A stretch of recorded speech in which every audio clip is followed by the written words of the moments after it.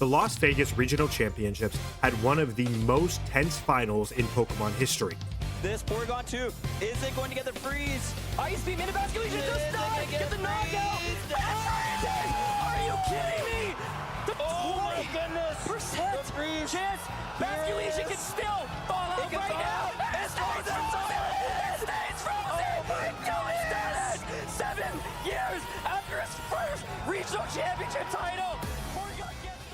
This freeze caused a little bit of a stir on Twitter, with some people saying it's ridiculous and erodes the integrity of the competitive space. The clip that was posted on the Play Pokemon account only shows the last 2 turns, which makes it seem as if it came down to just one Ice Beam freeze. Ice Beam has a 10% chance to freeze, so 90% of the time, Zachary Weed, the second place finisher, should have beat Dylan Salvanera, the winner. But it's not nearly that simple. So what are the actual odds of Dylan taking home the trophy? To answer this, we need to consider a lot more than just freeze.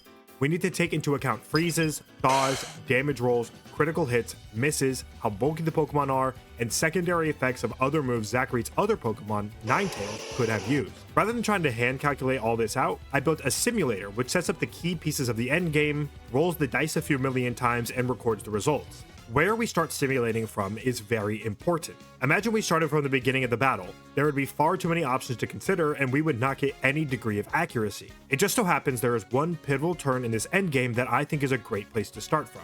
Right here. When Zachary's Ninetale clicks Encore. This turn had a drastic effect on Zachary's odds of winning the game, and I'll break down why in a little bit, but for now, this is our starting point. You may be wondering what credibility I have to be making simulators and talking about all this probability, and well, I'm happy to inform you that I actually have a degree in computer science, which is why I need you to subscribe to this channel. So just click the button. Thank you. Remember all those variables I talked about earlier? Well, let's eliminate one of them. Brady Smith, another VGC player, posted recreations of the teams of the 2 finalists. Based on the damage numbers we see on stream, these recreations appear to be very accurate, at least for the Pokemon that I checked. Using these EVs and stats, we can use a damage calculator to get every single damage roll of every move relevant to the endgame, including for their critical hits. But what about the HP of the Basket Legion? Sure, it has 196 max HP based on Brady's recreation and the appearances it had on stream, but in the endgame, it doesn't start at full HP. Luckily, we can calculate the exact HP value of this Basket Legion because it didn't take any damage from other Pokemon. All the damage Basket Legion took was from Wave Crash Recoil. And because we know how much damage it did to the other Pokemon, we know exactly how much it took in Recoil.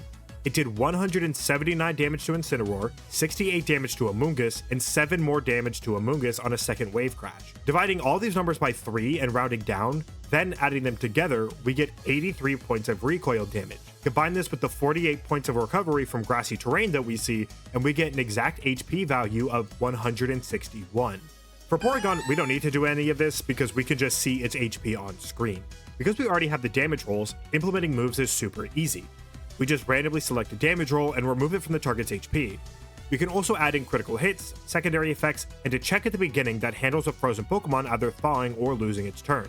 Once we have moves, implementing turns is pretty easy. We can just set up a loop that has each Pokemon making attacks, then check if the target is fainted. If not, go again until something has won. This occurs with the Basket Legion going first because it is using a priority move. Using this, let's simulate the odds of what we see play out in the game. Ninetales clicks Encore, it fails, and Porygon ends up picking up both KOs to win the game. Under these circumstances, the simulated Porygon wins approximately 37.5% of the time based on 10 million trials. Already, we can see that the game was much closer than 90-10, which many VGC players did intuit even if they didn't know these exact numbers. But this video isn't just about the numbers. This video also goes to show how in Pokemon, the line between luck and skill can be pretty blurry. Let's go back to our starting point. If Ninetales picks one of its attacking moves instead of Encore, Basket Legion's odds of winning become significantly higher. We could represent this by adding them outside of the loop that our turns take place in. We also need to give Porygon an additional Ice Beam because Ninetales is using Life Orb at low HP, so it will KO itself and cause the Ice Beam to redirect into Basket Legion. If Ninetales attacks, Porygon's odds of winning fall to 23.8% if it uses Blizzard, and 19.9% if it uses Moonblast.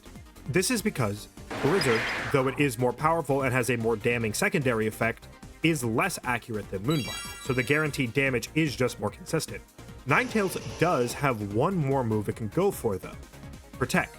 We know that Porygon fires Ice Beam into Ninetales because we see it on stream. So if Ninetales protects, Ice Beam won't get redirected, essentially giving Basculegion a free Aqua Jet. If Ninetales protects, then clicks Moonblast on the next turn, Porygon's odds of winning drop down to 12.5%. Protect is always the best play because even if Porygon reads this and Ice Beams the Basculegion instead, it just puts Ninetales into the same state as if it had originally clicked Moonblast, with 2 of the turns just swapped. Because Ninetales clicked Encore, Porygon's chances of winning increased by about 3 times. Remember, these are just simulations, so these are not exact numbers, though they are very practical and usable for our purposes here. Dylan was still an unlikely winner, but their opponent got punished for picking the mathematically worst option in the position, making this endgame an expression of skill just as much as it is an expression of RNG. However, I do want to defend the play that Zachary made for a moment.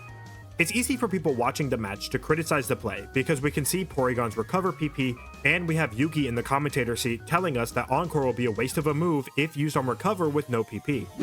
Does Zachary remember this? Does he remember how much PP that the Porygon 2 has? Because if he goes for an Encore this following turn, that could be a waste of a move, right? Yeah. So, if Encore worked, it was an auto win for Zachary. And in a match with tensions that high, it's so easy to make such a small mistake that has unknowingly high consequences like that. I'm confident that if I were in the chair playing that turn, I would have made the exact same misplay.